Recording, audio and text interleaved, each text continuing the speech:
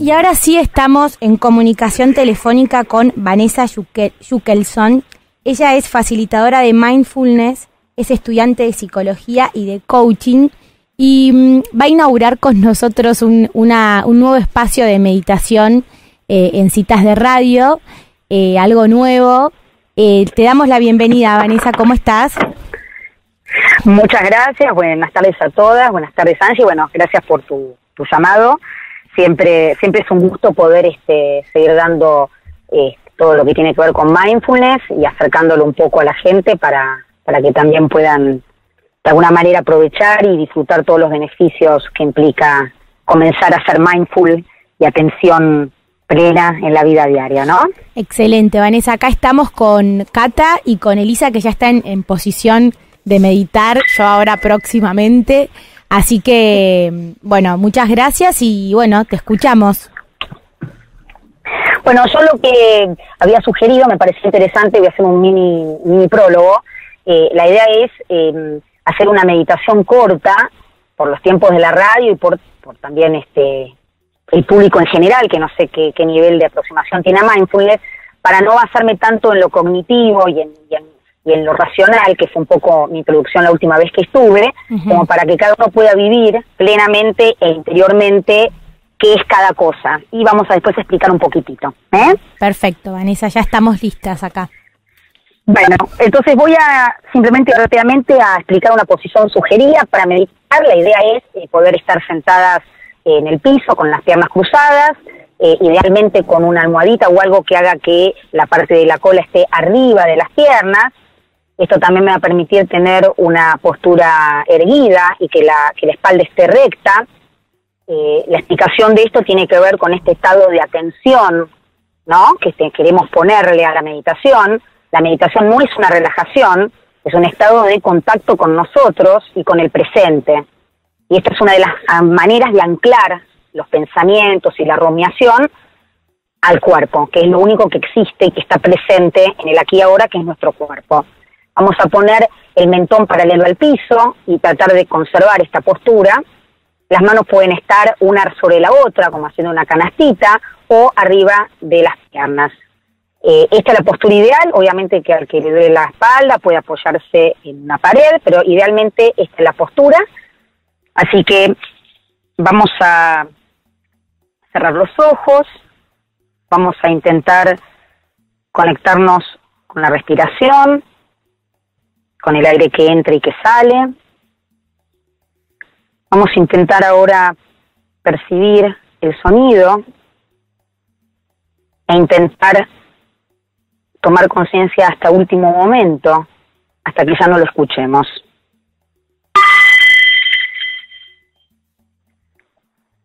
Vamos entonces a conectarnos con nosotros, con nuestro cuerpo. Vamos a intentar contactarnos con cómo estamos en este preciso momento, percibiendo lo que sea que haya en nosotros para ser percibido y recibiendo la experiencia tal cual sea en este momento.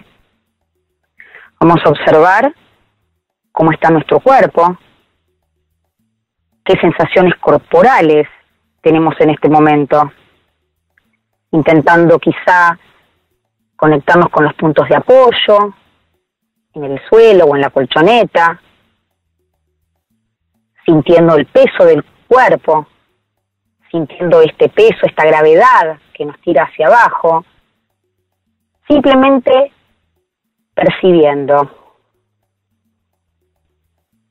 Podemos también tomar contacto con nuestro estado mental para poder darnos cuenta cómo estamos, si estamos con muchos pensamientos, si estamos saltando del presente, del pasado al futuro, si estamos a lo mejor con una idea en la cabeza, en algo que hicimos o que tenemos que hacer. Y vamos a intentar tomar conciencia de esto, pero lo básico es no juzgarnos. La idea es ponernos como testigos, observando cómo estamos. La meditación no tiene ningún objetivo, simplemente estar y tomar contacto con lo que es. Vamos a intentar también percibir nuestro estado emocional en el sentido de también entender si estamos ansiosos, si estamos curiosos, si estamos quizás nerviosos o si estamos contentos, y simplemente nos conectamos con nosotros.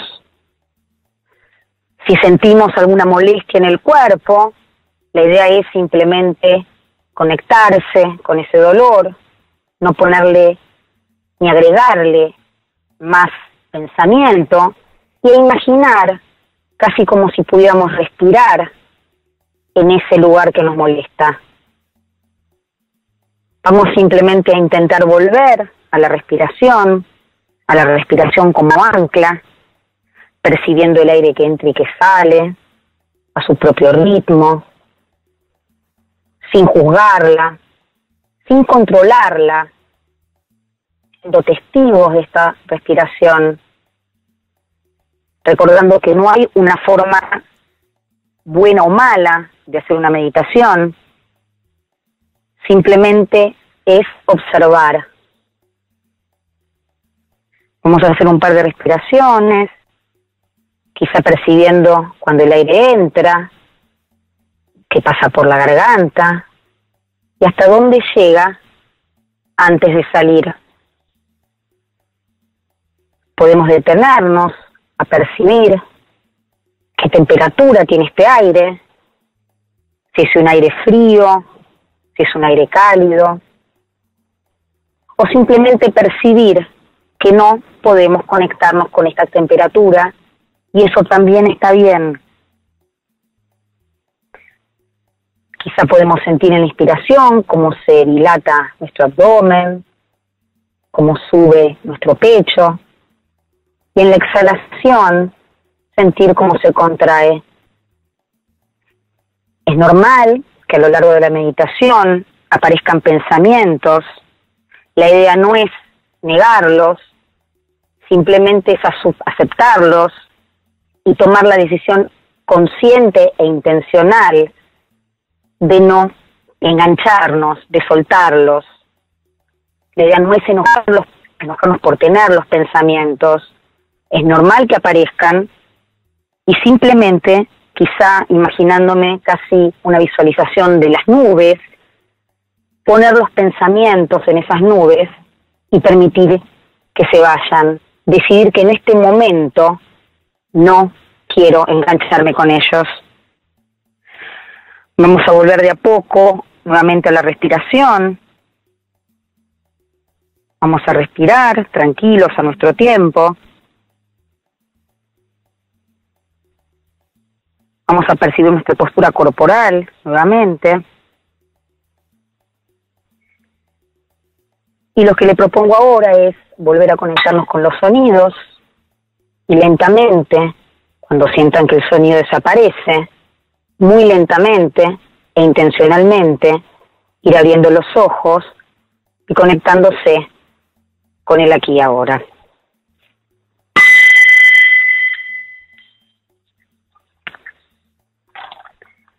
Bueno, la idea es volver de a poco, ¿sí? Sin forzar la conexión y por sobre todo, si bien esta es una meditación corta, la idea de esta meditación es poder de alguna manera comenzar a percibir lo que pasa, lo que nos pasa, ¿sí? Por ejemplo, en general, la idea es poder conectarse con los pensamientos, con las sensaciones físicas y con las emociones. Y la meditación lo que me permite es vivirlo en carne propia para que no sea un concepto abstracto, los pensamientos, sino entender que cuando estamos meditando, cuando estamos conectándonos con nosotros, aparecen pensamientos y la idea no es luchar contra eso, sino aceptarlos, ¿sí? Y eso hace que nosotros podamos volver nuevamente a conectarnos con nosotros. El trabajo neurológico no está en intentar que no haya pensamientos, todo lo contrario. El trabajo neurológico, el cerebro se modela y se generan nuevos hábitos de lo que es desde la neurociencia, a partir del momento en donde viene el pensamiento y lo saco, viene el pensamiento y lo saco. Con el tiempo esto permite una posibilidad de más automática, el pensamiento a lo mejor es más lento, no viene tan rápido, pero al principio es entendible, hay que transitar esta incomodidad del comienzo, porque estamos acostumbrados a tener ciertos hábitos de conducta, y el cerebro de alguna manera hay que entender que lo que trata es de cuidarnos del tema de lo que se llama la supervivencia. Entonces el cerebro le conviene estas zonas de confort en donde de alguna manera no hay riesgos, pero bueno, la realidad es que a veces hay que asumirlos porque no estamos contentos, porque no estamos bien, porque queremos estar mejor, y entonces hay que un poco animarse a romper con estos esquemas conocidos por el cerebro, ¿no? Uh-huh. Hola Vanessa, ¿cómo estás? Catalina soy. ¿Cómo te va, Catalina? ¿Qué es lo ideal? ¿Una meditación así dirigida o no es que hay un ideal y cada uno encuentra el tipo de meditación que mejor le va? ¿O tiene que ver más con la capacidad de concentración, una meditación que no es dirigida, con un experto ya que pueda... Sí. La realidad, Catalina, que para empezar, como tenemos una proclividad a que los pensamientos aparezcan y a distraernos, y estamos entrenando nuestra atención, lo que se sugiere son meditaciones cortas y guiadas, porque uno se ancla también en la guía. Entonces uno va y viene. Con el tiempo, cuando uno ya está entrenado, sí se aconseja meditaciones más largas y quizás menos guiadas. Claro. Pero al principio es mejor que haya una guía. La guía simplemente es para poder recordar estos puntos, de poder sentir, ¿no?, en el cuerpo las sensaciones físicas, de poder percibir las emociones, ¿sí?, y de poder percibir los pensamientos. Uh-huh. En el mindfulness hay como tópicos centrales. El tema de los pensamientos y las emociones tienen que ver con esta idea de los pensamientos que quizás no son la realidad y que muchas veces nosotros le damos la cara del pensamiento como que el pensamiento describe la realidad, entendiendo de alguna manera que el pensamiento puede distorsionar la realidad. Es cuando más tenemos que tener responsabilidad en lo que pensamos. ¿Se entiende lo que quiero decir? Sí. Uh-huh. De alguna manera el cerebro, cuando piensa, lo que piensa lo vive como real. Uh-huh. Por eso, si yo estoy en un avión y creo que el avión se va a caer, mi cerebro entiende que el avión se está cayendo, no puede discernir entre un pensamiento imaginario y entre la realidad. Uh-huh. Sí, obviamente, cuando pasamos a una parte de lo que ya había hablado el otro día, y lo recuerdo, que tenía que ver con el cerebro evolucionado, con la corteza prefrontal, que es un poco la que me permite entender y responder a una situación en vez de reaccionar. Claro. ¿Sí? Pero por eso me parece importante que el que pudo hacer la meditación, esta fue una meditación rápida, y bueno, la idea es poder simplemente escucharse para poder entender que lo que yo pienso va a determinar una emoción, y la emoción se va a expresar a través del cuerpo.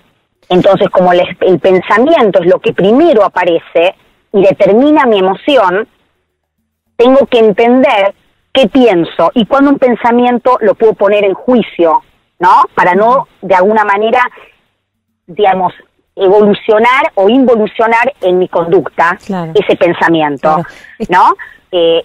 Sí, perdóname. No, sí. Lo que digo que, por ejemplo, así, a mí me interesaba, si tengo un ratito chiquito, lo que quería hablar básicamente hoy era la diferencia entre reacción y respuesta, que también es un tema importante y que lo vemos a diario. Uh-huh. Por ejemplo, con el estrés, que es un tema actual, ¿sí? Uh-huh. El tema del estrés tiene que ver con esto.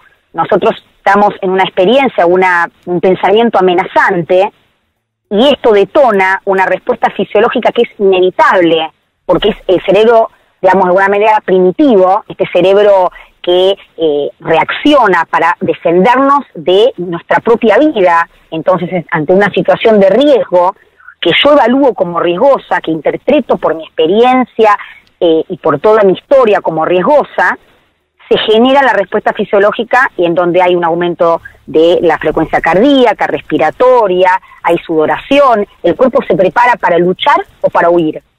Esta respuesta fisiológica es inevitable, pero ¿qué pasa? Cuando yo interpreto desde un cerebro más evolucionado, de la corteza prefrontal, puedo evaluar si eso que es real o no, ¿sí? Y el estado en donde yo me coloco al poder interpretar esta situación puede darme una respuesta, digamos, satisfactoria ante la situación o una reacción. La reacción tiene que ver con el cerebro reptil, en donde yo vivo todo esto como si fuera una amenaza, en donde la respuesta tiene que ver con este mecanismo de defensa, de lucha o huida, que en inglés se dice fight, flight, freeze or faint, que es lo que hacen los animales, ¿no? Es nuestro cerebro primitivo, tiene que ver con este estado primitivo del hombre primitivo, equiparado casi a un animal. Y entonces se sobreactiva todo el sistema nervioso y aparecen, obviamente, sintomatología como úlceras, colon irritable, y terminamos, obviamente, en lo que es la ansiedad y la depresión. Frente a la misma posibilidad de responder, en donde la respuesta se vive como un desafío, la situación es la misma, pero es como yo la vivo, en donde trato de generar lazos o vínculos sociales. Esto me permite liberar oxitocina, que es una hormona que muchas veces se habla como la hormona del amor o la hormona de la felicidad, ¿no? Que lo que ayuda es a empatizar, a generar, como digo, vínculos sociales, y esto lo que genera es un crecimiento postraumático. Y eso siempre es lo que se habla como ejemplo, y con esto si querés podemos cerrar, pero es el tema de la forma en que uno responde o reacciona, es lo que nos determina. Hay casos a lo mejor de gente que ha perdido un hijo o situaciones muy trágicas en donde la misma persona, lo que ocurrió, puede vivirlo en un estado de amenaza, que lo ciña o que lo tienda en una depresión, frente a otra persona que esto lo puede vivir como un desafío y que se dedique a ayudar a gente que haya pasado por el mismo lugar y crean estas fundaciones tan respetables y tan admirables, con los nombres quizá de sus hijos, y que de alguna manera tienen una forma de reponer o de reparar este dolor y tienen esos crecimientos postraumáticos, ¿no? Ahora, entonces, el recurso de la meditación es una herramienta, un camino para poder, una gimnasia para este cerebro más civilizado, digamos, que puede poner al cerebro primitivo en el lugar que le corresponde. Está muy bueno el comentario. Yo te diría que la idea del mindfulness es que supere la herramienta. Yo creo que la idea es empezar como una herramienta, porque así la conocemos, como una herramienta cognitiva, pero que después termine siendo una forma de vida, en donde en la vida diaria uno pueda poner en juego y en donde generamos nuevos hábitos de vida y nuevos hábitos de conducta, ya no haya que pensar en la reacción, en la respuesta, sino que naturalmente uno pueda respirar y en la respiración darle tiempo que el cerebro más evolucionado actúe, que cuando uno sienta la reacción no se deje llevar, sino que con la respiración pueda darle tiempo, como digo, a dar un lugar a una respuesta y no a una reacción, ¿sí? Pero la idea es entender que en nuestro cerebro conviven tres cerebros, uno primitivo, uno que se refiere al mamífero, que tiene que ver con la parte de emociones, y uno que tiene que ver con el cerebro evolutivo, evolucionado. Y que ese cerebro primitivo que antes nos servía para defendernos de los animales y en donde había riesgo de vida, había que correr o huir, hoy ese cerebro se activa en situaciones en donde no hay riesgo de vida. Sí, en las situaciones que hay riesgo, por eso digo es necesario, pero no es tan necesario como lo era en la época primitiva, en donde estábamos constantemente frente a situaciones de vida o muerte. Acá se prende el cerebro reptil, se detona la amígdala, que es como un botoncito de alarma que desencadena todo un montón de, digamos, secreción de hormonas y de sobreactivación, pero que se hace ante situaciones que no ameritan, ante pensamientos, ante amenazas que son propias y que generamos nosotros mismos. Lo que mindfulness nos ayuda es a entrenar esta atención, a desarrollar, obviamente, con la práctica del mindfulness, el engrosamiento del cerebro mucho más evolucionado, a bajar la hiperreactividad, a evitar la rumiación y a poder, en este caso, de este tópico que me parece importante destacar de hoy, el tema de la diferencia entre responder y reaccionar. Ante un choque con un taxista que tiene los ojos sacados y que me quiere matar, porque así es como parece, entender que esa persona está defendiendo no su taxi, que esa persona tiene activado su mecanismo de defensa. Él me ve a mí como un león, yo le estoy poniendo en riesgo su pan, su vida, su trabajo, ¿sí? Si yo me sumo a esa situación y también reacciono, esto empieza a montar y el problema explota. En cambio, si yo entiendo que él está sobreactivado y que no me está escuchando, lo mejor es poder poner un paso atrás y decir, discúlpame. Y ahí es como que la persona pareciera que baja y dice, bueno, está bien, no es para tanto. Uno lo ve en la vida diaria, como esto, el cambio de actitud en uno, hace una vida placentera para uno y para el entorno. Perfecto. Vanessa, ya nos quedamos casi sin tiempo, pero yo tenía una pregunta. Esta capacidad, o sea, vos decías antes que hay gente que por ahí tiene como más esta reacción primitiva como más desarrollada que otra, ¿no? ¿De qué depende esa desventaja que algunas personas tienen de ser como más reaccionarias respecto a otras personas que a lo mejor esto ya naturalmente lo tienen como más, no sé, aceitado y no reaccionan tanto, sino que responden? Y yo creo que tiene que ver mucho también con la personalidad. Entendamos que nosotros somos por nuestra genética y por nuestra experiencia de vida. Y si bien desde la neurociencia se habla de una neuroplasticidad y de una posibilidad de cambio, no genético, pero sí se habla de la epigenética, de la posibilidad de acallar genes que heredamos o activar genes que heredamos, y es muy potente esto. La realidad es que nosotros tenemos algo, traemos algo, y así como hay gente que es menos ansiosa, que es menos reactiva, hay gente que es más reactiva. Entonces hay gente que, he tenido un caso en uno de los cursos que me parece muy demostrativo, una persona que tenía que sacar un registro y cuando llega 3:05, este registro cerraba a las 3 de la tarde y la persona ya había cerrado. Y la primera reacción de ella fue, ella me lo contó después de hacer el curso, pero la primera reacción, lo que sintió, era ganas de mandar al diablo a esta mujer, decir como empleada de Gasalla, ¿cómo cerraste? Es la hora. Hasta que en un momento pudo respirar, entendió la reacción, pero al respirar no perdió de vista cuál era su objetivo, que era tener el registro, y que esta reacción, ¿sí?, de la amenaza que sentía por esta persona que no la estaba atendiendo, le estaba poniendo un límite a su territorial, estaba impidiéndole desarrollar su vida normalmente, entendida de un cerebro primitivo. Ella respirando dijo, yo necesito el registro, mire, discúlpeme, yo sé que están por cerrar. Entonces, quiero decir, la reacción rara vez nos lleva a un buen lugar, salvo en las situaciones donde hay un riesgo de vida. Pero si no, la reacción no nos sirve, porque perdemos de foco qué queremos. Simplemente vamos a atacar o a huir, ¿sí? Si te parece, o les parece bien, quería cerrar esta parte de respuesta-huida, o lucha-huida, y el tema sobre todo de reacción y respuesta, con una frase de un autor que se llama Viktor Frankl, pero espero a ver qué te parece. Dale, perfecto. Hay un autor que se llama Viktor Frankl, que es el que fundó o generó todo el movimiento que se llama logosofía, que es un autor que habla de el que tiene un porqué encuentra el cómo, ¿no? Entonces, la idea de Viktor Frankl, él escribió un libro que es muy interesante, que se llama El hombre en búsqueda de sentido, o en busca de sentido, y él habla mucho de la acción y reacción y respuesta, y quiero simplemente dar una frase que tiene él en su libro que resume mucho todo esto, este mecanismo entre la diferencia entre responder y reaccionar.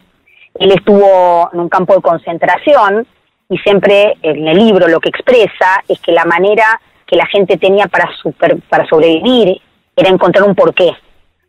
Y el porqué justificaba la manera, digamos, que tenían de actuar.